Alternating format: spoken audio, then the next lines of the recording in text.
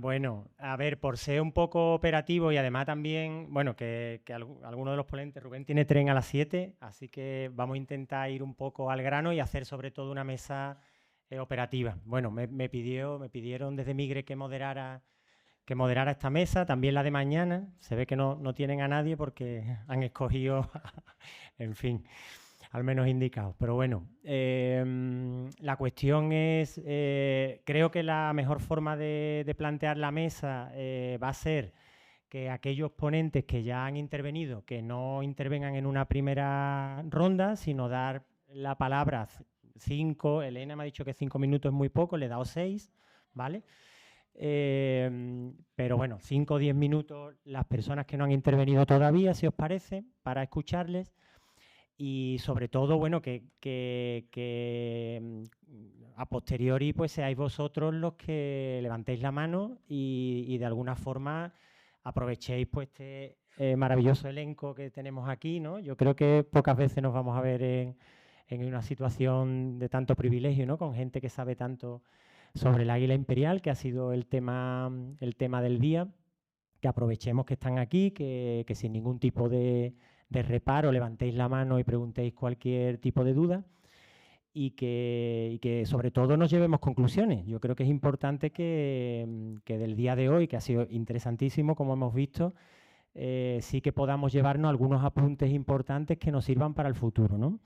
Entonces yo voy a seguir esa dinámica y un poco por ayudarles también a ello, porque no sé si, imagino que vienen preparados, pero poner encima de la mesa 3 cuestiones, ¿no? Es decir, hemos visto claramente que tenemos un proyecto que ha sido un éxito incontestable durante estos últimos 20 años, que es el proyecto de reintroducción del águila imperial aquí en la provincia de Cádiz y lo bien que va en nuestra comunidad autónoma. Pero bueno, plantearos la pregunta de cuáles son los siguientes pasos que tenemos que dar, ¿no? Luego, por otro lado, que también de alguna forma hagáis alguna mención al tema de las posibles colaboraciones también que pueda haber a nivel internacional. Y ya me voy a tirar a la piscina y lanzo ya la pregunta un poco quizás más atrevida o delicada, es si, dado lo bien que está el tema, si estamos en una disposición ya de plantearnos quizá incluso una modificación del estatus de la especie en el catálogo. Esta es un poco ahí, como os digo ya, más atrevida. En ese sentido, pues precisamente ahora desde la Dirección General estamos con la revisión del catálogo andaluz de especies protegidas. Es verdad que si aquí Rubén no la baja, yo no la puedo bajar en Andalucía, pero como lo tenemos aquí, ahí queda también la pregunta, ¿vale? Y yo me callo, si os parece, no sé en qué sentido, podemos empezar de aquí para acá. Aquellos que no han intervenido tienen 5 minutos para hacer la reflexión que quieran, contestar a las preguntas que he realizado y después abrimos el turno de preguntas. Miguel Ángel, de Águila Imperial. Sí. Hola, soy Miguel Ángel Quevedo del Zoo de Jerez, ¿vale? Colaboramos con la Junta de Andalucía, con el Ministerio, con Estación Biológica, muchas instituciones en tema de conservación de especies amenazadas. Y bueno, Miguel lo conocemos de hace muchísimos tiempos. Y el tema de, bueno, nosotros trabajamos con muchas especies, pero en concreto con el tema de águila imperial hemos trabajado sobre todo en el apoyo de juveniles que han venido desde campo hasta el hacking, pasando por el zoo, y hemos colaborado con el tema del chequeo veterinario y ese periodo de cautividad que han tenido o de cuarentena, donde también se han hecho chequeos veterinarios antes de pasar al campo. El tema de la reintroducción de rapaces, bueno, lo conozco desde hace mucho tiempo y desde luego creo que es un ejemplo claro y bastante práctico de cómo se ha recuperado esta especie aquí en nuestro país, sobre todo en Andalucía. Y desde luego nosotros estamos muy orgullosos de haber colaborado con ese pequeño granito de arena que hemos hecho poco, pero hemos trabajado con eso, con Agustín, con Miguel, con EBD y dispuesto a seguir colaborando en lo que sea. No me enrollo más porque creo que no tengo nada más que decir, porque creo que hay gente mucho más experta que yo en estos temas. Simplemente creo que es un ejemplo de un éxito absoluto en la conservación de esta especie. No, que yo ya hablé antes. Vale. Perdón. Te he hablado 2 veces. Ya te has colado. Bueno, pues yo en 5 minutos, como tú has sido menos tiempo, yo te robo el tiempo. Vale.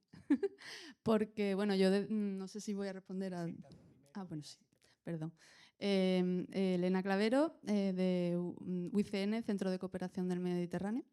Estamos con base en Málaga, trabajamos para todo el Mediterráneo, para conservar la biodiversidad de toda la región, promover políticas activas y basadas en datos, movilización de datos en los que se basen estas políticas y acciones de conservación.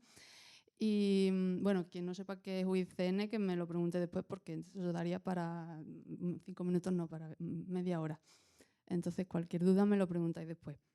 Y bueno, desde nuestra experiencia lo que puedo contar es lo que hemos estado trabajando principalmente en los últimos 10 años en norte de África sobre conservación de rapaces, no específicamente el imperial, porque bueno, está extinta en esta región, pero hemos hecho acciones para la conservación de rapaces que sí que obviamente favorecen la dispersión y una posible reintroducción en los próximos años. Entonces, cuando empezamos a trabajar en norte de África, y me voy a centrar en Marruecos sobre todo, que es donde más hemos trabajado, un poco en Túnez y hemos hecho algo en Argelia, aunque es muy difícil trabajar allí, entonces muy limitado. En Libia tenemos algún apoyo de ONGs allí y en Egipto estamos empezando también a apoyar, aunque en Egipto, bueno, es otra historia, está un poco más lejos y quizás no sea el tema. Entonces, cuando empezamos a trabajar, como digo, allí, hace unos 10 años, el principal problema que había era la falta de conocimiento y de datos, ¿no?, sobre todas las poblaciones y las especies. No se sabía prácticamente qué quedaba, qué había y cómo estaban las poblaciones de rapaces allí. Lo que empezamos a trabajar entonces principalmente fue trabajar con los actores allí, con el gobierno, con las ONG, con los expertos, investigadores, con gente que ya trabajaba o que tenía interés en trabajar en las rapaces, para capacitarles y para hacer un poco de masa crítica o de interés por esas especies y para movilizar también los pocos datos que había existentes. El problema allí que nos encontramos primero era, como pasa en el resto del mundo, digamos, científico, es el recelo que había para compartir datos, ¿no? Había muy pocas personas que trabajaban en estos temas y no querían trabajar conjuntamente los unos con los otros. Entonces, pues empezamos a hacer encuentros, empezamos a hacer talleres de capacitación para poco a poco promover pues, que fuera pues, habiendo cooperación para que se trabajara conjuntamente. Los talleres estaban sobre todo enfocados a la formación en programas de seguimiento, ¿no?, como se hacen los programas de seguimiento de rapaces en concreto, y en algunos casos en amenazas específicas que se estaba viendo, por ejemplo, en Marruecos, que ya era una amenaza que se estaba identificando de electrocución con líneas eléctricas. En estos talleres pues invitábamos al personal del gobierno, a ONG y en concreto el de las líneas eléctricas pues a las compañías. Y hacíamos intercambio de expertos de ambas orillas, ¿no?, pues para ver qué necesidades tenían allí y qué podíamos aportar desde la experiencia sobre todo de España. Otro de los temas que trabajamos fue el trabajo sobre el terreno. Hemos promovido varias jornadas de campo para hacer censos en estos países y para identificar amenazas o puntos, por ejemplo, de mortalidad. En Marruecos, concretamente, se organizó un censo de rapaces nacional, el primero que se hizo a nivel nacional.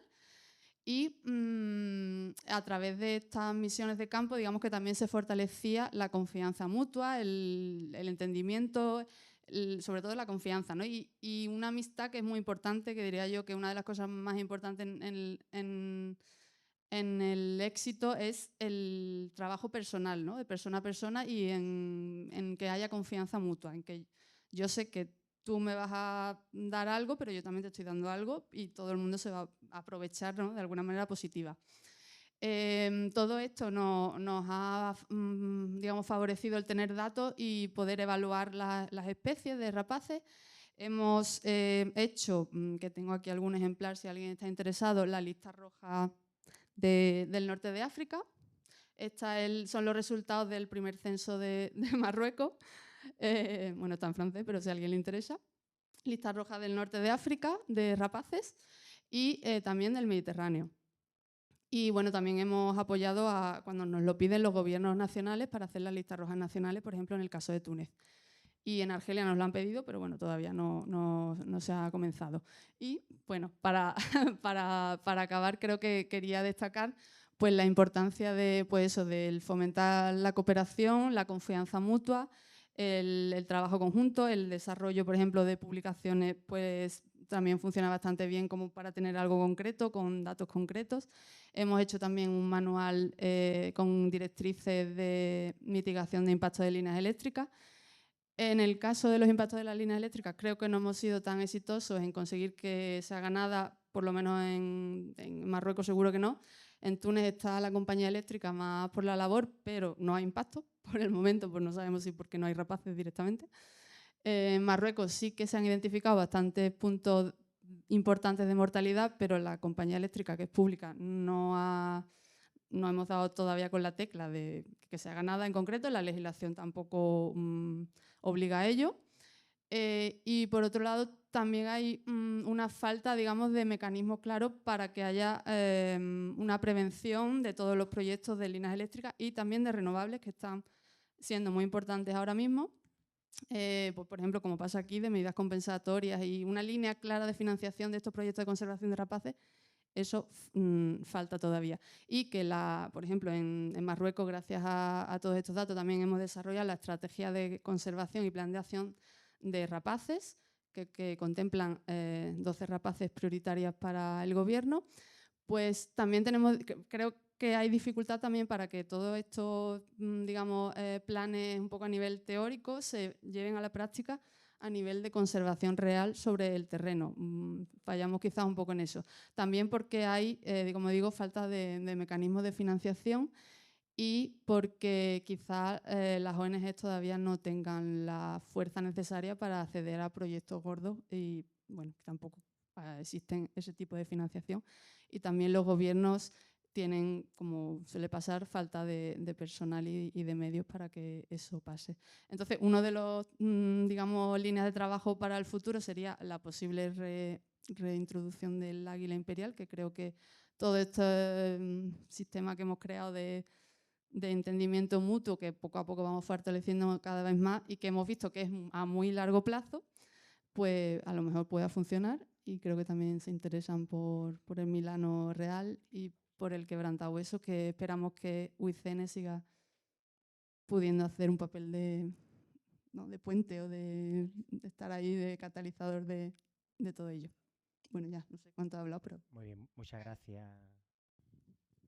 Le damos paso a Rubén. Sí. Buenas tardes, mi nombre es Rubén Morenopo, soy jefe de servicio de la Dirección General de Biodiversidad del Ministerio de Transición Ecológica y bueno, lo primero agradecer a la Junta de Andalucía y a la Fundación Migre la invitación para participar en esta jornada tan interesante y bueno, también con la brevedad que se nos requiere, yo sí había preparado un poco siguiendo también con el título de la mesa redonda, algunas ideas clave en cuanto a los factores clave de éxito en la recuperación del águila imperial.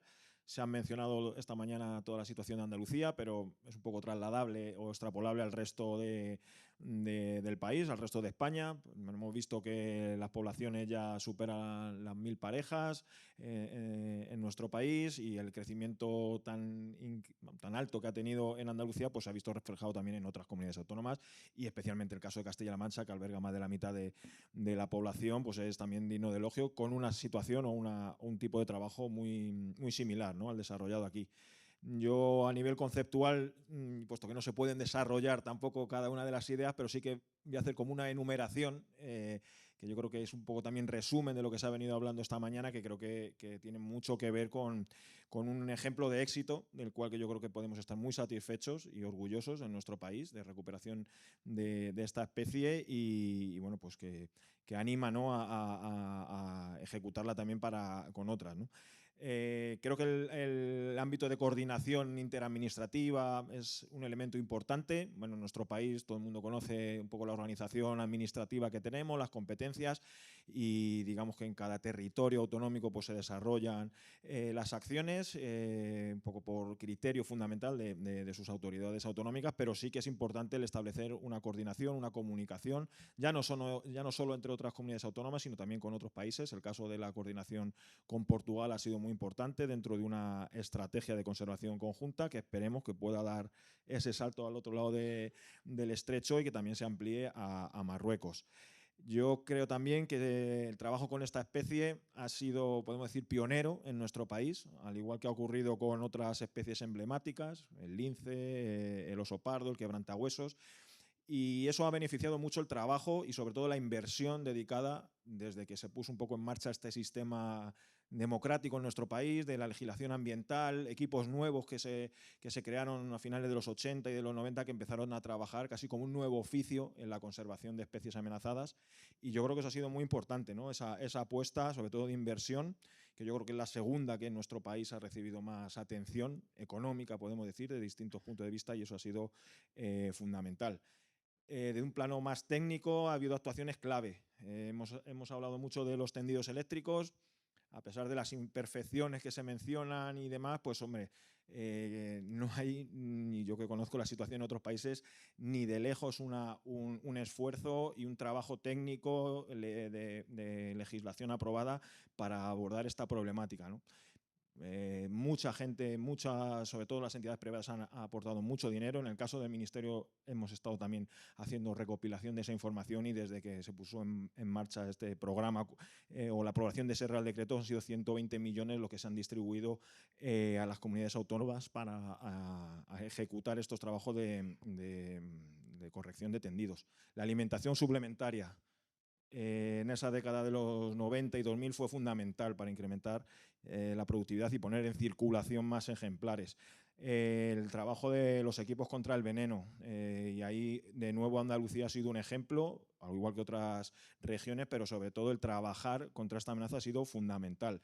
La concienciación social y la participación de muchos sectores, privados fundamentalmente, y ahí los propietarios privados de grandes fincas han tenido un papel esencial en estos últimos años. Y algún factor aleatorio que ha contribuido, podemos decir que así por suerte, pues también, ¿no? El hecho de que el conejo, pues con algunas acciones del hombre, pero sobre todo por su propia dinámica demográfica y por la reducción del impacto de las enfermedades, pues ha permanecido en unas poblaciones abundantes, incluso expandiendo en muchos sitios, y eso ha hecho que esta propia especie pues acompañe ese área de distribución y esa ampliación. Pasando ya a lo que consultaba también Juan Antonio en cuanto a retos o desafíos al futuro con esta especie, bueno, es clave ampliar el área de distribución, seguir trabajando para, ya sea en la península ibérica o, como es el caso del norte de África, ampliar esa área de distribución de la especie. Seguir prestando atención al conejo, por supuesto. La posible aparición de una nueva enfermedad pues podría cambiarnos todo el escenario que tenemos ahora mismo aparentemente consolidado. Entonces, bueno, hay que pensar en que esa circunstancia podría darse en algún momento. A futuro, en décadas, no hay que descartar esa posible unión de poblaciones del águila imperial oriental con nuestro águila, ¿no? Entonces, bueno, pues eso es un nuevo escenario que quizás no hay que pensarlo ahora, pero sí que podría darse, ¿no? La situación de otras grandes rapaces. Estamos viendo cómo pues la perdicera no termina de arrancar y en cambio el águila, pues bueno, a lo mejor ese foco, esa atención prioritaria, pues habría que ir un poco modulándolo, ¿no? Y por último, la cuestión de, bueno, dos cuestiones. Una de los tendidos, de nuevo, se ha mencionado en una presentación que me ha gustado mucho de Diego, y también ha mencionado JR, el tema de los tendidos. Se está haciendo mucho esfuerzo, se ha reducido proporcionalmente la tasa de mortalidad por esta causa, pero hemos de ser conscientes que desde los años 90 la mayor parte de correcciones que se han hecho han sido, podemos decir, encintados o con materiales que aún muy eficaces en 20-25 años están perdiendo esa eficacia, con lo cual toda esa inversión podemos encontrar ya o en muy corto plazo con empezar de cero. Con lo cual yo creo que ese paradigma de cambiar, es cierto que hay que aplicar medidas urgentes en determinadas zonas, puntos, pero hay que tender a que las inversiones sean de modificación estructural y de aumento de distancias en los tendidos eléctricos. Y yo creo que ese enfoque hay que aplicarlo, sí, porque de todas maneras, porque si no, esas mismas zonas que creíamos seguras o salvadas en cuanto a mortalidad por electrocución, pues las tendremos de nuevo como una zona de riesgo. Y luego los cambios que se están sucediendo en el territorio a una velocidad muy, muy alta, ¿no? Esos cambios en los usos agrícolas, en la transformación de determinados cultivos, en la aparición de esas infraestructuras también energéticas. Entonces, bueno, eso también hay que prestar atención a futuro cómo impacta. Y ya para terminar, en cuanto a la posible modificación del estatus de protección, el nivel de de atención que se le da a esta especie en el catálogo español de especies amenazadas, bueno, pues es un caso novedoso. Estamos siempre, bueno, pues hemos sido educados, por así decir, en meter especies en los catálogos, en incrementar ese riesgo de extinción, pero tampoco tenemos un poco la experiencia ni los mecanismos, ni sabemos de las consecuencias que puede tener esa reducción de la atención potencial a través de la disminución de su catalogación. De todas maneras, hay que probarlo, quiero decir. Vamos a ver esas propuestas, igual que hay propuestas de inclusión, podría haber una propuesta formal, oficial, con los datos que corresponden, porque está muy bien tasado en cuanto a criterios para inclusión y exclusión del águila imperial en este caso. Ahí yo, igual que lanza Juan Antonio, yo también pues lanzo de vuelta la posibilidad de que la Junta de Andalucía puede presentar una propuesta formal para tramitar administrativamente, como se hace con todas las propuestas, y ver un poco el resultado, ¿no? Dentro de todo lo bien que está estructurado, el procedimiento y demás. Y bueno, eso yo creo que hay que quitarle un poquito, de alguna manera, ese miedo, esa pasión, que somos todos muy apasionados, pero realmente esto, los datos están ahí, y si realmente es una especie que requiere una menor atención, pues a futuro, y dedicándosela por otra parte a otras especies, pues podría ser también una opción. Nada, muchas gracias. Gracias, Rubén. Yo sabía que se me iba a volver en contra la pregunta. Bueno, seguimos por aquí. Agustín ya ha intervenido. Ian, Vicente. Bueno, primero quiero agradecer la invitación a la Fundación Migres. Me voy a ceñir al workshop. Aquí dice lecciones para la conservación. Pues vamos a ver una lección que puedo proponer. Y además la mesa redonda también decía motivos de éxito del plan de recuperación de la Imperial. ¿Cuáles son? Pues voy a destacar dos. Una, que creo que ha de ser, que es bueno para que tengamos experiencia para siguientes proyectos, es el conocimiento y la investigación previa que había sobre la especie. Eso es muy importante que haya. Y justo con el águila imperial, entre otras cosas, por la tesis de Miguel, había un conocimiento previo grande. Y eso yo creo que ha ayudado mucho. Y luego otra cosa, yo me acuerdo en los años 90, el primer trabajo que se hizo en Doñana de electrocución de aves, que en una línea que atravesaba Doñana habían encontrado más de 400 aves electrocutadas, la mayoría rapaces. Bueno, pues ese conocimiento previo fue muy importante para que cuando luego intentes hacer la recuperación de la águila imperial y tal, pues ya sabes qué es lo que tienes que atacar. No tienes que empezar a hacerlo o a darte cuenta qué peligros tiene. Entonces, conocimiento previo, investigación previa. Una cosa importante. Y otra cosa que quiero destacar para un buen proyecto de recuperación de una especie es la elección del equipo humano. Es que eso no se dice, pero es que hay mucho borrego haciendo tonterías por ahí. Es que es verdad. Entonces, aquí se ha dado una circunstancia pues, que no ha existido en otros proyectos. Y lo explica un poco Agustín al principio, ¿no? Que ha sido la cooperación desde el principio entre gestores y científicos. Y sin papeles. Lo ha dicho Agustín. Eso, ¿cuándo hemos visto un proyecto de recuperación que ha empezado así? Con gente tan cualificada, o por lo menos que ha empezado así, sin papeles, a que los gestores escuchen a los científicos. Eso no suele pasar, y hay muchos gestores que se creen científicos. O a lo mejor lo son, pero ellos no trabajan de científicos, no cobran. Entonces, eso yo lo quiero destacar como una lección que tenemos que aprender para futuros proyectos de conservación. Y un ejemplo de cómo un buen equipo elegido desde el principio hace que funcione bien el proyecto es que yo recuerdo que las águilas imperiales no se marcaban por satélite. En España, desde el 2000 ya se habían empezado a marcar por Aragón unas imperiales, y nosotros en el 2003 empezamos a marcar, gracias, por cierto, a un viaje que no sé si se acordará Miguel, que vino a apoyarnos a Valencia, empezamos a marcar ya reales y perdiceras, y desde el 2003 y el 2005 hubo ya las primeras publicaciones, y 2006 de aves marcadas por satélite. ¿Y qué pasaba que con la imperial no se marcaba aves por satélite hasta el 2015?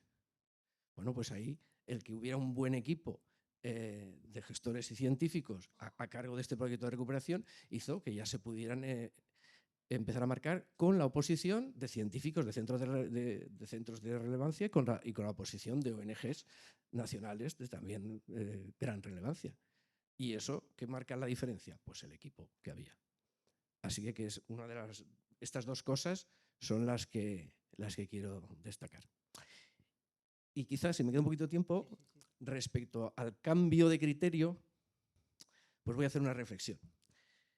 Por un lado, gracias al éxito, claro, de pasar de 50 parejas a 1000, o sea, en tan poco tiempo, etcétera, el cuerpo no nos pide, hombre, pues si no se cambia ahora, ¿cuándo se va a cambiar? ¿No? Si se produce un cambio, una inflexión tan grande en la evolución de un águila, de una rapa de larga vida, nos lo pide el cuerpo.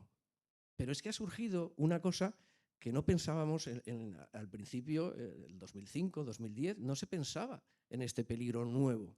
Son los aerogeneradores. Las electrocuciones también hemos visto todo lo que hay que cambiar todavía. Pero es que los campos eólicos siguen aumentando y es un peligro cierto.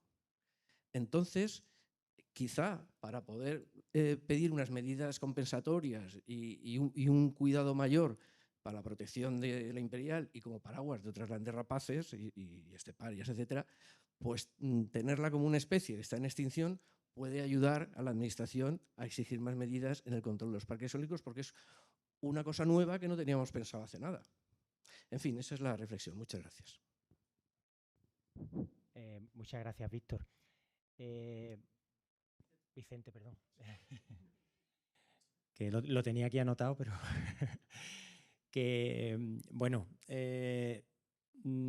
abrimos turno de preguntas. En cualquier caso, el resto de representantes de la mesa, si fruto de las intervenciones también quieren tomar la palabra, la tendrían, ¿vale? Entonces, si os parece, os damos la palabra, os pido valentía, ¿vale? No seáis cobardes. No veo ninguna mano, no. Ah, vale. Federico. Me estaba... Sí. No, es que digo, a que no me da... No, que me deslumbras, te miro y me deslumbras, entonces. Bueno, lo primero, muy breve, de verdad, aprovecho la oportunidad de estar aquí todo para decirte, Miguel, chapó, viví contigo los primeros pasos de esta historia y hubo muy poca gente apoyando y mucha gente obstaculizando el proyecto. Tuviste una gran capacidad de coraje, la que estás teniendo ahora mismo con tu situación física, y me quito el sombrero contigo. Y ahora, en relación a lo que planteaba él, yo creo que lo del cambio de estatus deberíamos ser más prudentes. No hay prisas. ¿Que está funcionando bien? Vale, pero los plazos en los que funciona la naturaleza no son plazos de legislatura. No, si me apura, no son plazos ni generacionales. Entonces, no tengamos prisa. ¿Vale? Vamos a dejar que se estabilice las poblaciones, que otros factores que pudieran surgir se corrijan y demás. Y ahora, Juan Antonio, han intervenido científicos, han intervenido compañeros de Amaya, pero yo no he oído qué opina la Consejería de Medio Ambiente. No he oído qué opina la consejería responsable del Pero si ha habido 5 ponentes. No. Ha habido ponencias, pero no he oído la opinión de la Consejería de Medio Ambiente de qué ocurre ahora con el águila imperial. Esa es mi pregunta. La contesto yo, algún compañero. No sé, miro a Íñigo allí atrás, pero bueno, me atrevo yo. Está el coordinador del Águila Imperial aquí, que quizás pues, le doy la palabra primero a Javier. A ver, yo antes de darle la palabra a Javier, la consejería está aquí sentada, Fede, porque, vamos, la consejería es la que de la mano del promotor y de Migre ha organizado esto porque primero le da la importancia que tenía y sobre todo quería hoy escuchar a la comunidad científica, a la gente que ha trabajado para ver cuáles van a ser los siguientes pasos. Pero nosotros, lógicamente, pues tenemos un programa en marcha que se aprobó en el 2011, que sigue adelante, que ahora va a estar con él. Por eso se organizan este tipo de eventos también, porque es que toca dar el siguiente paso, es que estamos en el proceso de revisión de esos planes. Entonces, el águila imperial va a seguir siendo una especie clave. Yo he sido atrevido lanzando lo del catálogo, pero no porque yo esté pensando en cambiar ese estatus, sino porque quería meter algo de chicha en el debate. Y me habéis ayudado, ya me habéis ayudado mucho con la respuesta, porque tampoco soy un kamikaze, ¿no? Pero bueno, en ese sentido, y ahora doy la palabra a Javier, nosotros, por supuesto, tenemos en marcha un plan de conservación que va a seguir, se llame Imperial o se llame Grandes Rapaces, con lo cual la Consejería va a seguir apostando por la conservación de esta especie. Tenemos una apuesta decidida por el trabajo con el sector privado y los promotores en la implementación de medidas compensatorias para seguir haciendo mejoras en la conservación de esta especie paraguas y otras muchas. Y bueno, y tenemos los equipos en marcha de la propia consejería, con lo cual la consejería sí dice mucho y está totalmente implicada en esto, Fede. ¿Vale? Javier, sí, aporta tú. Sí, Fede, ¿qué tal? Soy Javier. Bueno, al hilo de lo que comenta Juan Antonio, estamos no solamente revisando el catálogo de Andalucía, vamos a revisar también todos los planes. Nuestra intención es, una vez que tengamos actualizado el catálogo o revisado, actualizar todos los planes de recuperación y conservación, y todas las especies del catálogo tendrán su plan. En este contexto, pues obviamente es imposible mantener planes con una sola especie, como hasta ahora ha ocurrido con el águila imperial o, por ejemplo, el lince ibérico. Lo lógico es que el águila imperial pase a contar con un plan, pero ya con otras especies por hábitat o por la situación que sea compartida. En cuanto al posicionamiento de la consejería, bueno, tenemos un plan de recuperación obsoleto. Ahora vamos a funcionar en los próximos 2 años con un plan bienal, una hoja de ruta que nos hará de puente hacia la actualización del plan que estará para principios del 28 más o menos. Y ahora lo que nos planteamos son los nuevos retos. Yo participo mañana en la mesa redonda, pero ya aquí se han apuntado algunas cuestiones interesantes. En el plan de 2011 contaba con un ámbito de actuación, y ese ámbito de actuación, bueno, pues estaba muy sesgado por los datos e información que teníamos entonces, y también por lo que nosotros pensábamos que podía ser la tendencia o el incremento de distribución de la imperial que se buscaba. Eso no ha sido así. No lo digo en sentido negativo, pero bueno, la especie ha ido ocupando nuevas zonas, pero nuevas zonas que yo creo que hace 15 años no estaban previstas. Ya se ha comentado aquí la subbética, las subbéticas también de Granada, de Córdoba, la campiña, sitios muy, muy humanizados. Eso ocurre porque también la gente que vive en esos sitios actualmente, bueno, pues hemos avanzado mucho en concienciación, en los equipos de campo que no solamente hacen seguimiento de la especie, sino yo tengo claro que es la herramienta más potente de comunicación que tenemos, porque es una comunicación real, día a día, una comunicación en los dos sentidos, del técnico o el auxiliar de campo con el propietario, y en sentido contrario. Y eso, bueno, pues ha hecho posible que esta especie pues colonice sitios que hace años eran impensables. Ahora el reto que se nos está planteando es cómo gestionamos una situación de una especie que se está saliendo de la Red Natura 2000. El otro día, con datos, hablándolo con Diego, con datos del 23, creo, del 24, 1/3 de las parejas están ya fuera de la Red Natura 2000. Eso significa que estas parejas viven en sitios con estándares de protección más bajos, más humanizados, con más impacto, más mortalidad, ¿no? Lo de los tendidos que se ha comentado aquí. Y el reto, pues obviamente, es gestionar esa situación. En cuanto a la actualización del catálogo, bueno, yo creo que aquí ya se ha avanzado mucho, pero sí lo que tenemos que tener en cuenta es que el problema que yo le veo al catálogo, y no me refiero en este caso con el águila imperial, que al final el catálogo nacional creo que es de 2011, ¿no? 2011 creo que es, y sí, y ha habido muy pocos cambios. O sea, un catálogo yo entiendo que tiene que ser un documento vivo, que se incluyan nuevas especies, que no se incluyen porque determinados sectores son reacios a que se incluyan más especies, pero que también, cuando sea necesario, recatalogar a otras especies a categorías con menos niveles de protección. Eso no significa que no sigamos trabajando con estas especies. El águila imperial si realmente en algún momento se recataloga vulnerable, bueno, eso nos sigue obligando a hacer seguimiento, a seguir a tener un plan de conservación, nos sigue obligando, bueno, a hacer una serie de actuaciones con la especie.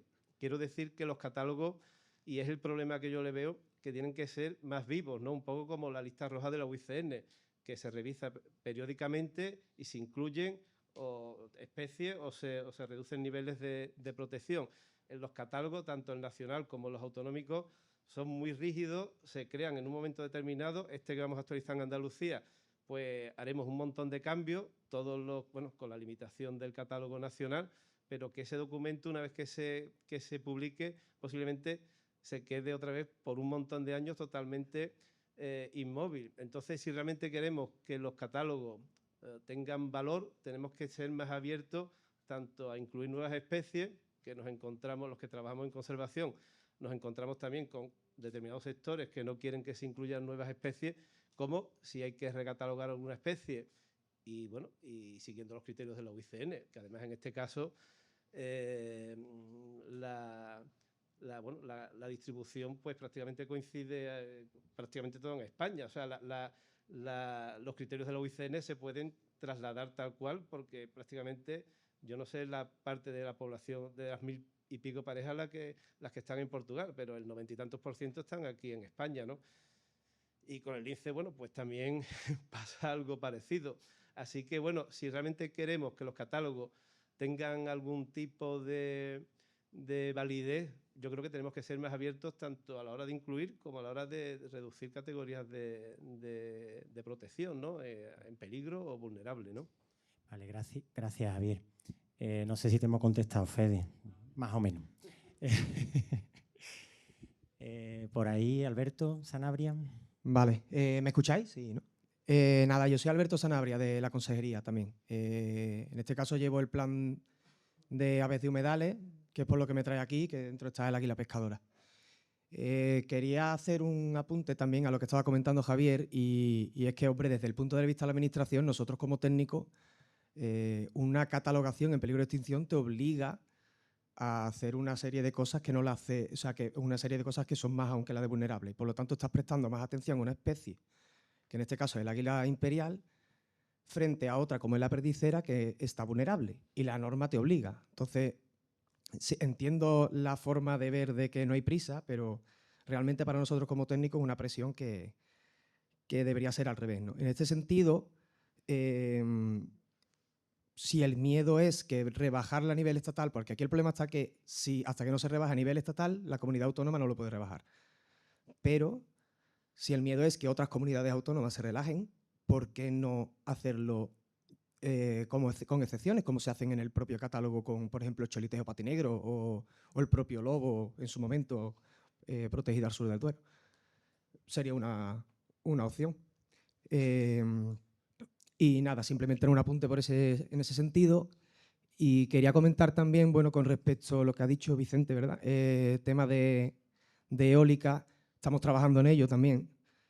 En este caso hablo por pescadora, porque la pescadora no tiene... O sea, una de las amenazas es tendidos eléctricos, pero como ha comentado JR, tiene dos por delante, que son primero las piscifactorías, las redes de piscifactoría, y segundo los molinos. Y en ese sentido estamos trabajando. Estamos empezando, pero bueno, empiezan a haber medidas que vemos que funcionan cada vez más, llega la inteligencia artificial, habrá que seguir, no nos queda otra. Y si damos con la tecla, lo mismo podría ser posible incluso implantar todas esas medidas a todo el campo eólico en este caso el mayor, que es de Cádiz, ¿no? Que es donde pasa todo el corredor de migratoria. ¿Qué más? ¿Qué se me ha ido? Sí, con respecto a tema de águila imperial, hay algo que un pequeño gran referente que tengo por ahí detrás, le llamo pequeño gran referente porque él es bajito de estatura, pero siempre dice que tenemos el efecto del hermano menor cuando trabajamos con una especie. Tenemos los recursos limitados y al final nos centramos en una especie que al final acaba siendo un éxito, como puede ser el lince, como puede ser el águila imperial, como puede ser la ceceta pardilla, pero nos acabamos dejando de lado a otra especie precisamente por eso, porque no tenemos recursos para abarcarlo todo. Quebrantahuesos alimoche, águila imperial, águila perdicera, cerceta pardilla, focha cornuda. Y bueno, pues también es otra forma de incidir en eso de rebajarle un poco la categoría al águila imperial para trabajar más.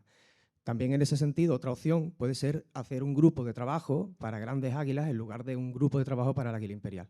Que eso sí le pido a mi jefe de servicio que lo trabajemos para solicitar una propuesta al Ministerio, en el cual se incluya águila imperial, águila perdicera, águila pescadora o incluso águila real. Y nada, con el águila pescadora también quería comentar, en este caso va para Elena, o para cualquiera, cómo está la situación en Marruecos con el águila pescadora y qué oportunidades hay de colaboración con ellos.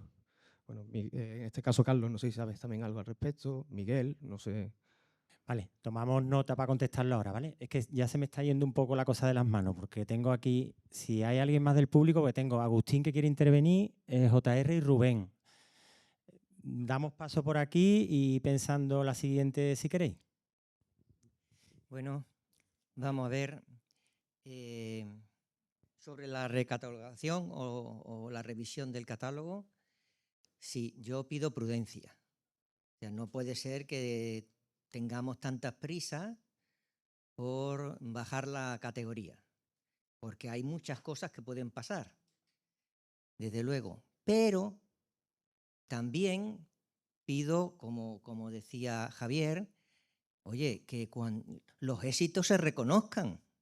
Es que si hemos estado trabajando tanto tiempo, hemos conseguido estos aumentos de población, de verdad, a la sociedad que le decimos, hemos hecho todo esto y seguimos igual, los éxitos hay que reconocerlos.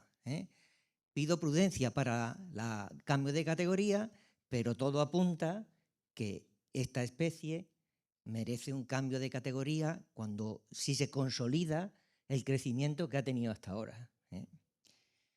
Luego, lo que nos pasa mucho en la administración, que siempre tenemos limitaciones económicas. Yo entiendo las prioridades y entiendo que esta especie en esta situación no sea una especie prioritaria, ¿vale? Pero eso no quiere decir que no se pueda trabajar con ella. Hemos tenido una ponencia estupenda del señor Thompson sobre una especie que no está amenazada. Es que no nos puede cegar la urgencia. Es que no estamos hablando de restablecer leyes tróficas, de restablecer otras cosas, aunque la especie ya esté como fuera de peligro, pero es que hay más cosas que la especie fuera de peligro. Y si es verdad que la administración no tenemos recursos, ahora mismo hay puestos sobre la mesa las medidas compensatorias de los parques solares y eólicos que nos permiten hacer estas cosas, hacer las cosas que no nos ciega la urgencia, porque hay muchas especies que están amenazadas y que no tienen programa, esto es verdad. Muchas gracias, Agustín. Jota, te habías pedido, y Rubén. Yo solo voy a comentar, ya sabéis, habéis oído mis ponencias y demás, y creo que queda clara cuál es mi posición. Pero simple y llanamente añadir dos cosas. No tenemos que ver hasta que se consolide la tendencia. La tendencia está consolidada. Hay que saber un poquito de estadística. La tendencia está consolidada. O sea, la especie va muy bien y está estupenda. La cuestión está en si queremos, o sea, en función del cambio de categoría. Cambio de categoría, yo comparto la visión de Federico y comparto la visión de que quizá debiéramos ser prudentes y esperar un poquito más. Pero todo eso vale, es una cuestión de recursos. Lo ha dicho Alberto y lo decimos además. Es decir, el águila imperial, y yo hablo en este sentido, el águila imperial tiene uno de los mayores recursos en Andalucía de seguimiento de esa especie, ¿vale? Y va mejor que otras especies. Entonces, mientras no la recataloguemos, esa especie, por obligación legal, tiene que tener esos recursos. Mientras que otras especies no tienen recursos. Lo ideal sería que tuviéramos recursos para todos. Y yo apuesto por ello. Deberíamos tener recursos para proteger a butardas, para seguir sisones, para seguir gangas y para poderlas proteger. Y además de la águila imperial, y además de la águila pericera y además todas las demás. Pero no los tenemos. Y como no los tenemos, si no recatalogamos, no podemos hacerlo. Lo que ha dicho Vicente. si no lo recatalogamos ahora, ¿cuándo lo recatalogamos? Es decir, cuando recuperemos Marruecos podemos decir que todavía el conejo puede entrar aquí en regresión y en Marruecos puede electrocutarse. Pero entonces, o sea, la cuestión está en que en algún momento hay que pensárselo y si no es ahora, ¿cuándo es? Y la UICN ha catalogado a nivel global el vulnerable, siguiendo los criterios de UICN, que son muy buenos. Y lo ha catalogado vulnerable y nosotros la tenemos en peligro. ¿Por qué? Sí, muy brevemente, un poco para clarificar algunas cuestiones que se han mencionado en cuanto al catálogo, el catálogo dinámico.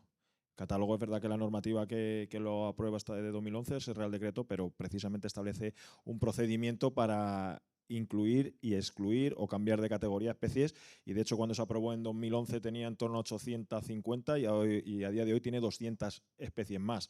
O sea que han entrado fundamentalmente y también algunas se han excluido, no las grandes emblemáticas que conocemos, pero sí que se han excluido decenas de ellas o han bajado del catálogo al listado o incluso han desaparecido por distintas circunstancias. Hay una cuestión de aplicación de los criterios. Es verdad que el procedimiento es un poco largo, se tira 2 años aproximadamente desde que se recibe una propuesta que está tasada, qué información tiene que tener, hay un comité científico que las evalúa, de manera que esto es un proceso objetivo y dinámico y con esa intención se hizo.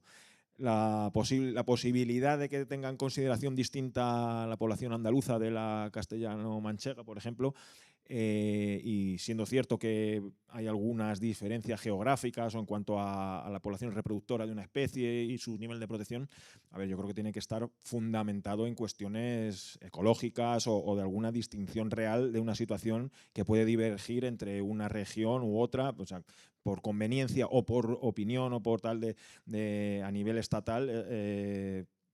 Digamos que hacer esa distinción creo que no tendría mucho fundamento el poder plantearla con esta especie, porque las dinámicas son iguales en cuanto a en todos los ámbitos geográficos, las amenazas y demás.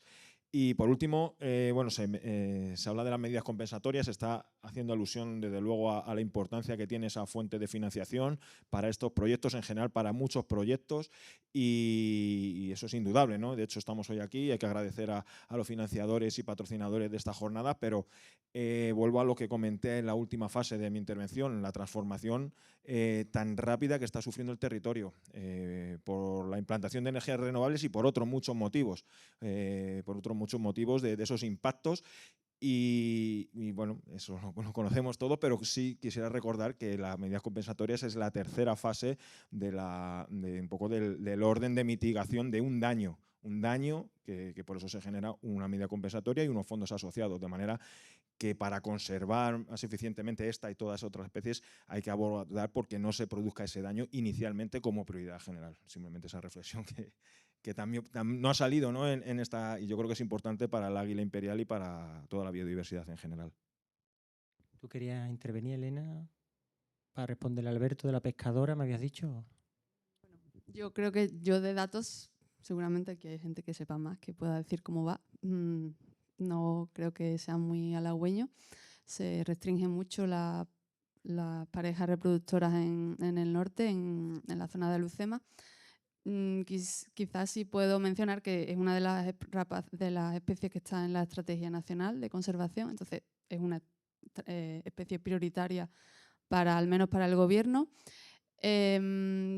No es que hayan hecho mucho por el momento, pero sí que es verdad que como se restringe mucho a la zona de Alucema y es el parque nacional, entonces es más fácil, digamos, hacer acciones solo allí. El resto del territorio no hay mucho y se está trabajando bastante en restringir la pesca, por ejemplo, con explosivos que se hacía hasta hace poco.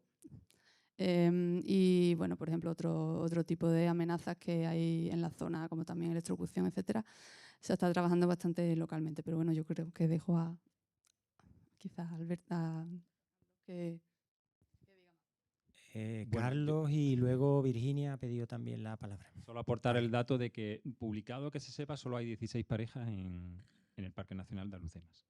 Y ya está. Hay gente allí que hay un informe que esos datos tienen y las molestias era sobre todo con pesca con dinamita y se estaba trabajando con los pescadores para que dejaran de utilizar esa técnica en torno a los nidos. Yo, que bueno, simplemente destacar que lo sano que es que ahora mismo estemos planteando esta mesa redonda y estemos poniendo sobre la mesa estas cosas, como el plantearnos la catalogación de una especie.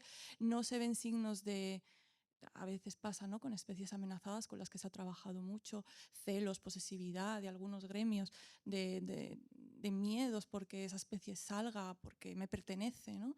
Estoy viendo un ambiente muy sano, muy basado en evidencia científica, con muchas ganas de avanzar, muy orgullosos del trabajo que se ha hecho, como decía Agustín, con muchas ganas de demostrar al público que las cosas han ido bien, de ser positivos y de mandar un mensaje positivo, ¿no? Entonces, simplemente el estar teniendo esta conversación ahora me parece una señal muy buena. Y bueno, yo creo que obviamente habrá que plantear muchas cosas, entiendo todas las posturas, entiendo que es algo que hay que pensar.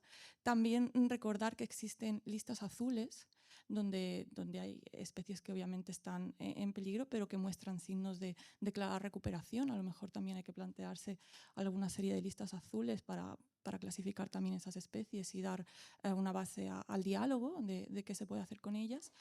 Y después también, bueno, recordar el caso de, ahora sí, del águila calva, que también hubo, se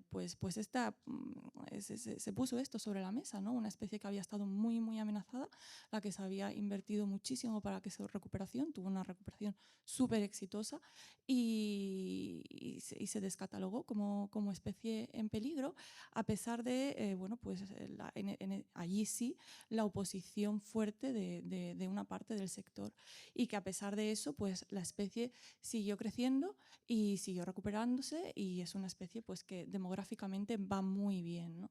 Y bueno, después también creo que el hecho de bajarle un nivel de categoría no debería ir de la mano con dejar de prestarle atención. Por supuesto, que obviamente puede seguir habiendo planes de conservación a esa especie en concreto y medidas de gestión asociadas, ¿no? Y bueno, no sé, creo que Miguel quería aportar algo más.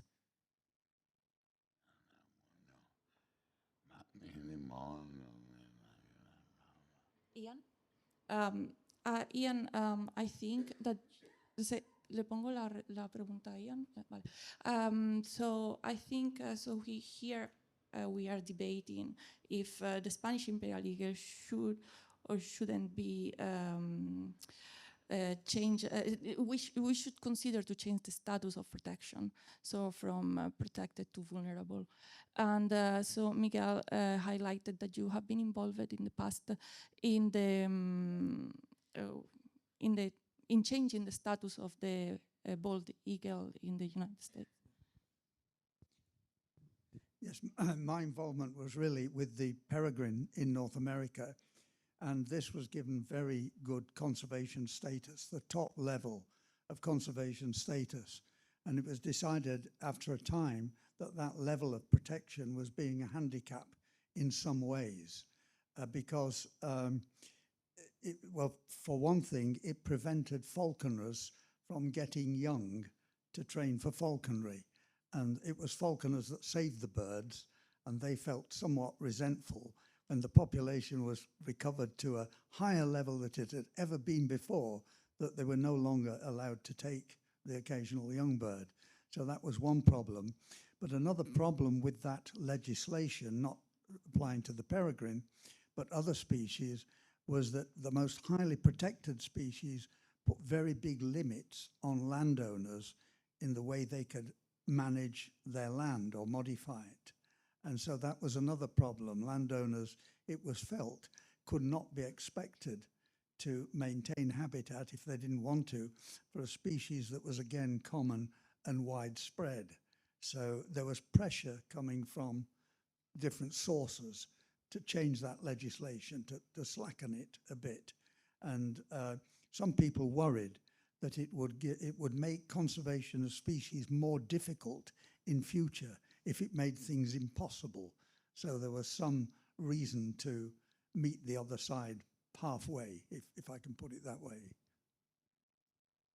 Thank you. Me he vuelto a equivocar, no era águila calva, estaba hablando del peregrine falcon, pero estamos obsesionados.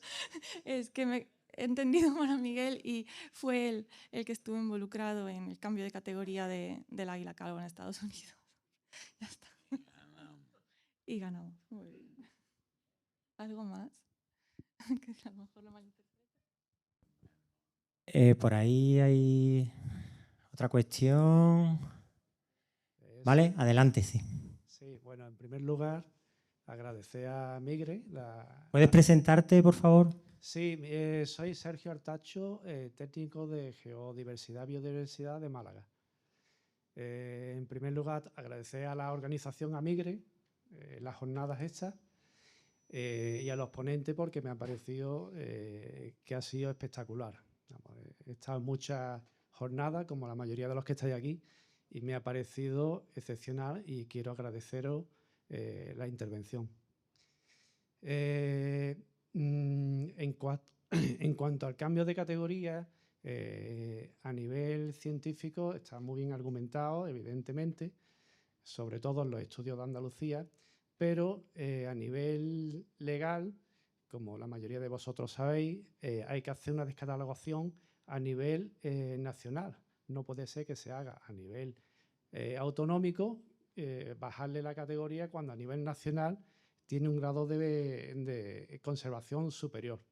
Entonces, en mi opinión, creo que se debería de ser algo más prudente, digamos, un poquito más conservador, puesto que bajar la categoría a nivel nacional, a nosotros a nivel andaluz, nos puede valer bien y estaría justificado, pero quizás en otras comunidades autónomas podría haber una merma, puesto que en otras comunidades a lo mejor estas poblaciones no van tan bien o no se ha gestionado tan bien como se ha hecho aquí, o en Castilla-La Mancha, Madrid, etcétera, etcétera. Es simplemente una reflexión. Yo evidentemente no soy científico, al contrario, utilizo la información de vosotros los científicos para nuestros informes y nuestras gestiones desde la Administración.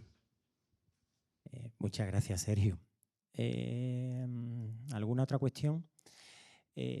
Yo, Virginia, si puedes trasladarle a Des o a Ian, quería preguntar, ahora doy la palabra por ahí, sobre, a ver si nos podrían explicar también un poco cuáles son los métodos de financiación también más vinculados al mundo anglosajón, porque aquí siempre tiramos mucho de, bueno, pues de esos proyectos públicos, ¿no? O ahora con la posibilidad de las compensatorias, pero a ver si nos pueden dar alguna pincelada sobre cómo se articula también la financiación de determinados proyectos concretos que a veces, pues, como dice Agustín, igual no tienen que ir vinculados a una especie que tenga que estar por una obligación legal, ¿no? Sino que pueda ser de otro tipo, ¿no?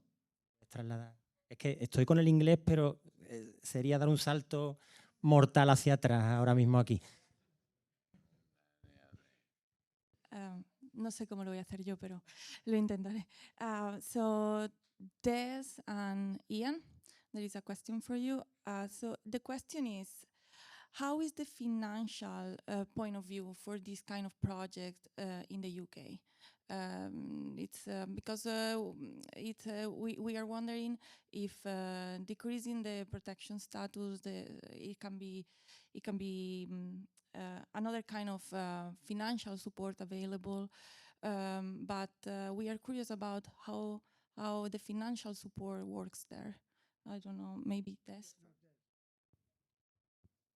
Okay, thank you. That's an excellent question. So one source of funding now is through what we call biodiversity net gain. So where we have development taking place, then the areas that are being developed, they pay up for nature restoration in equivalent or indeed larger areas elsewhere. And this is a very important source of funding. And it's particularly important if you can use this funding to improve carbon sequestration to help you meet net zero, as well as to revive biodiversity. But we have been very fortunate, not just in Scotland, but in the UK, because we have formally declared a climate emergency, but also a nature crisis. And that means that government now has to put in place resources, ideally with private funding as well, to try and bend the curve on biodiversity loss. And this was a very important outcome from the CBD COP that was held in Kunming a number of years ago. So, and in addition to that, you've got legislation coming through that's obliging government to halt the loss of biodiversity. So funding has to be found from government and from private sources. But the most likely form of funding will be through developments. You're going to develop here, and you're going to lose habitat and you're going to lose species. That developer has to pay money to improve biodiversity and twice the extent in the areas over there. That's the only way we'll halt the loss of biodiversity.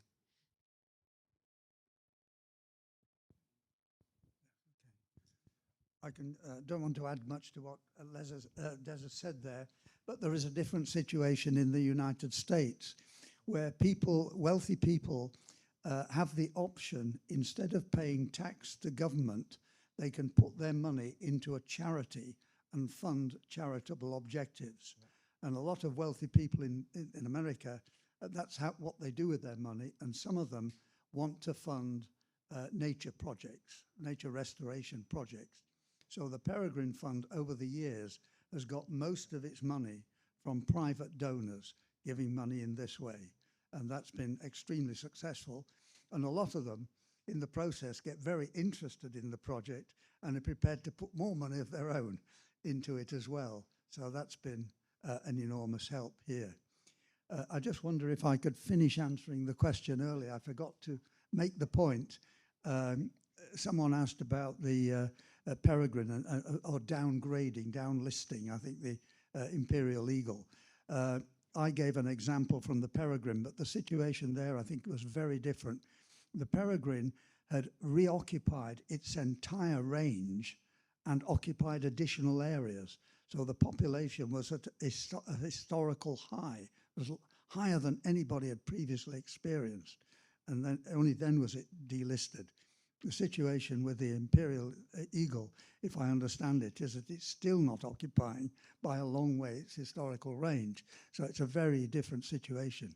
As to what you do with the legislation, that's not for me. That's up for Spanish stakeholders and so on. But I'll just draw that parallel, that there isn't really a parallel between the peregrine in North America and the imperial eagle here. Thank you. Thank you. Creo que hay varias palabras pedidas. Alberto, ¿hay alguien más por ahí por ir? Carmen también. Alberto, Carmen, por ir ya un poco también cerrando. ¿Alguna mano más? Alberto, Carmen. Venga, pues Alberto, Carmen y cerramos. Si surge algo más, vemos, ¿vale? Bueno, solo dos cosas. El tema que comentábamos, a nivel nacional, como hemos visto, está creciendo en todos lados. Quizás el único sitio problemático lo tenemos nosotros aquí en Andalucía y no es melón para abrir precisamente ahora que nos tenemos que ir, que es Doñana. Pero nada, simplemente decir que si pasa de peligro de extinción a vulnerable, implica seguir trabajando con el imperial, no es dejarla a su aire, obviamente, igual que se trabaja con todas las especies vulnerables. Pero nada, que de todas formas que no quería tirarlo por ahí, sí quería hacer más hincapié en el tema de las medidas compensatorias.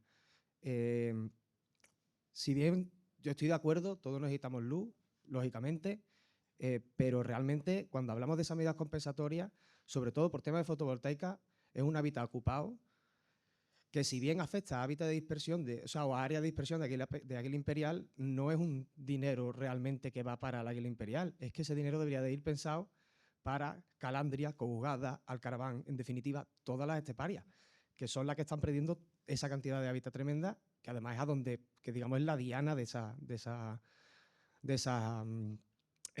estructura, ¿no? O esa infraestructura. Aún así, todo esto pasa después de una prevención. Ok, perfecto, pero muchas veces se nos escapan las cosas, como es lógico. Y sobre todo he hablado de 3 especies, por poner 3 ejemplos, pero 3 especies en las cuales, digamos, están en una no segunda, sino tercera o cuarta línea, y aún así sigue siendo especies que están totalmente perjudicadas por esta fotovoltaica. Pero bueno, que lo dicho, que es cuestión de prevenir y trabajar. Carmen y Diego ha pedido también la palabra por aquí en la mesa. Carmen.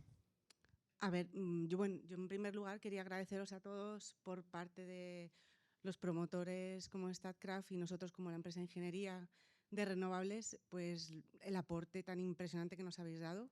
Creo que es muy importante este tipo de jornadas y que se haga una sinergia entre todos los participantes, ¿no?, de la biodiversidad, porque aunque seamos empresas de desarrollo y de construcción, tenemos muy integrada, yo como ingeniero forestal, la biodiversidad en todos nuestros proyectos, y así se lo trasladamos y trabajamos conjuntamente muchísimo con los promotores. Y en este caso, con la Junta de Andalucía tenemos un vínculo fortísimo y quiero aprovechar la oportunidad a todos los que estáis por ahí de la Junta y a los que estáis enfrente para agradeceroslo, porque es increíble la comunicación con vosotros. Y querría lanzar que, haciendo eco a una frase que Miguel me dijo en muchos momentos y que ha dicho en muchos momentos también en público, que estamos ante una de las mayores inversiones medioambientales con fondos privados, pues que aprovechemos muy bien esta situación.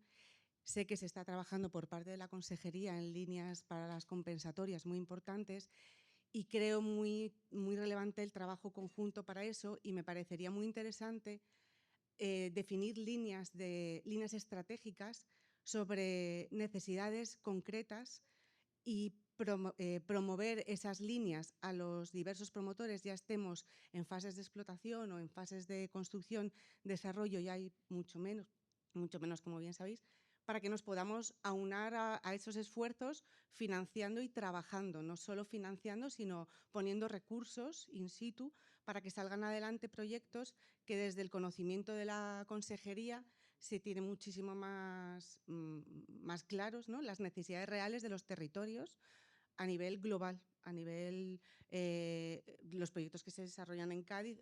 Obviamente las fotovoltaicas tienen un impacto sobre las esteparias. Yo no soy experta en esteparias, pero creo que no es un impacto tan brutal, porque, por ejemplo, en proyectos que tenemos en Sevilla inclusive, hemos tenido nidificaciones y tenemos poblaciones de sisón dentro de las fotovoltaicas. Creo que otras poblaciones son más controvertidas, como la butarda, por el tipo de territorio que necesitan para expansión, ¿no? Pero sobre todo creo que lo que hace falta es aunar los esfuerzos y hacer grupos de trabajo muy intensos para que las compensatorias de verdad vayan destinadas a cosas relevantes, y que esto no es un año de inversión, es que son al menos 35 años de inversión por proyectos. No perdamos la oportunidad.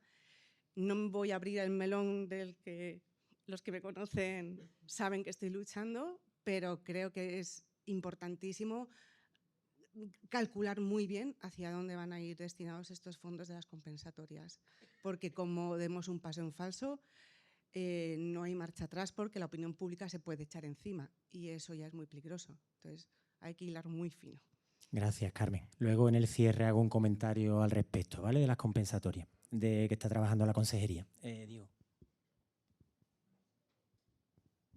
Bueno, yo quería incidir un poco en las sinergias que tiene trabajar con una especie como el águila imperial, ¿no? Y de cara a un futuro lo que ello puede implicar, ¿no? A mí me da igual al equipo que estamos trabajando con el águila imperial, nos da igual el apellido que le pongamos, si está en peligro de extinción, si está vulnerable, si el plan de recuperación se llama águila imperial o se llama grandes rapaces.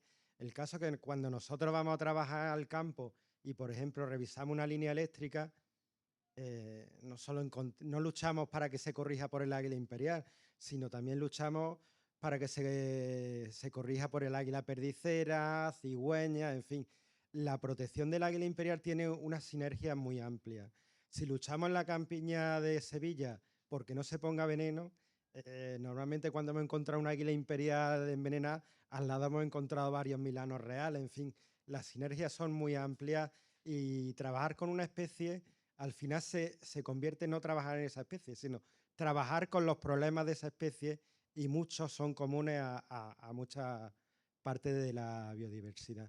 Y luego, en cuanto al debate de, si se rebaja o no de categoría de amenaza, yo creo que deberíamos ser muy metódicos y basarnos más que en el debate, en los datos, y si hay unos criterios que hay que aplicar, debemos de aplicarlos, y no un poco debatir menos y ser un poco más estrictos y más científicos, ¿no? Y un poco quería puntualizar eso. Me ha pedido una palabra Fede, y ya, si os parece, Hago mi cierre magistral, pero primero Fede. Que vamos a ver, a mí me encanta que incorporemos el discurso de las medidas compensatorias en la financiación de proyectos públicos. Me apasiona, ¿vale? Pero no voy a ocultar que me inquieta muchísimo que en este foro la administración pública ponga el futuro de especies amenazadas en medidas compensatorias. Yo no comparto ese enfoque, o lo he entendido mal, ¿vale? Lo que sí os quiero manifestar que este tipo de especies, como hasta ahora, tengan garantizada una financiación pública X.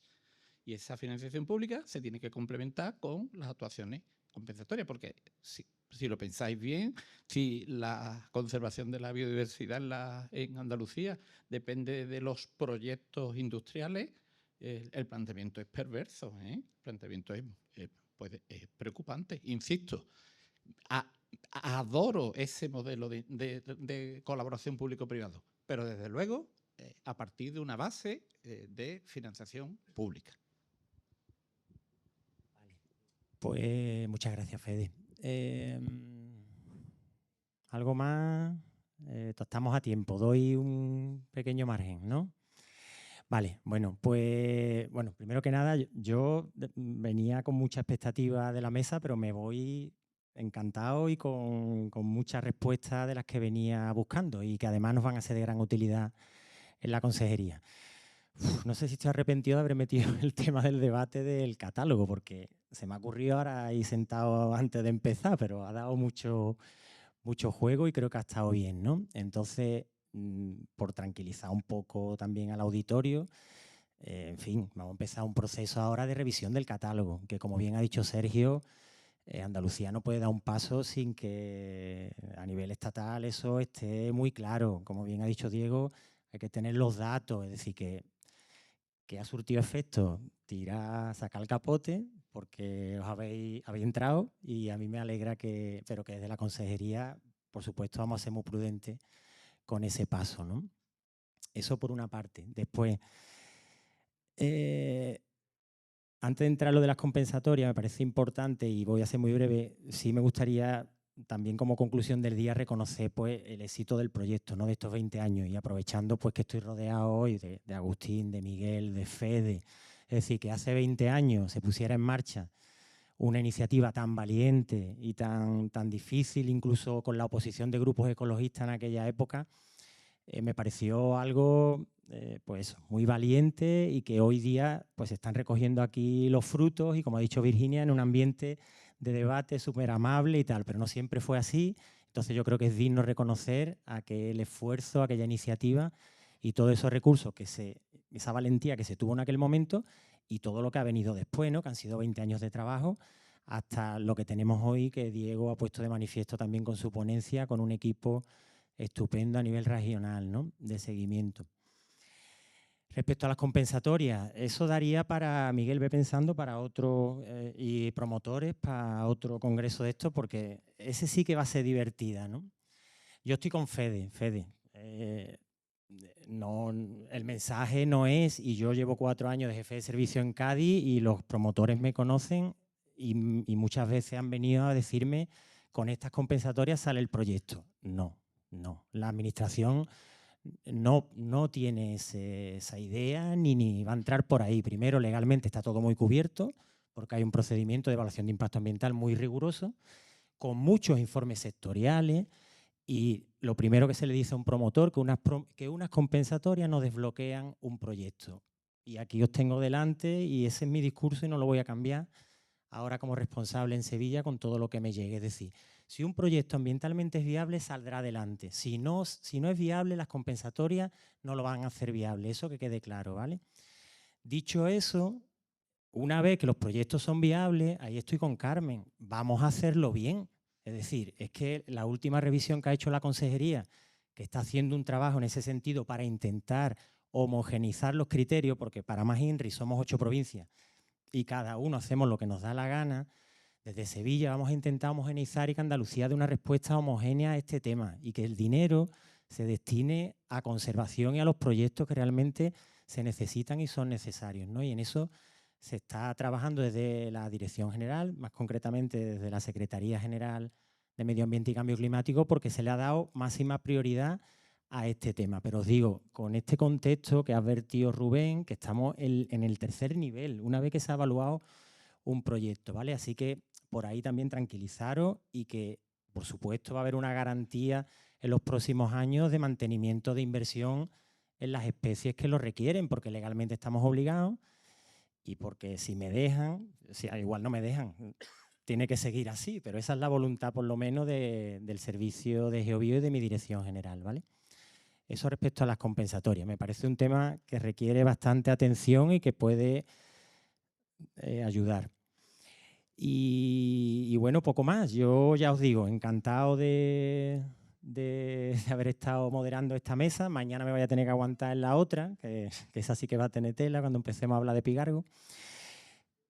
Y agradeceros la asistencia. Espero que lo hayáis disfrutado como yo. Muchas gracias a todos.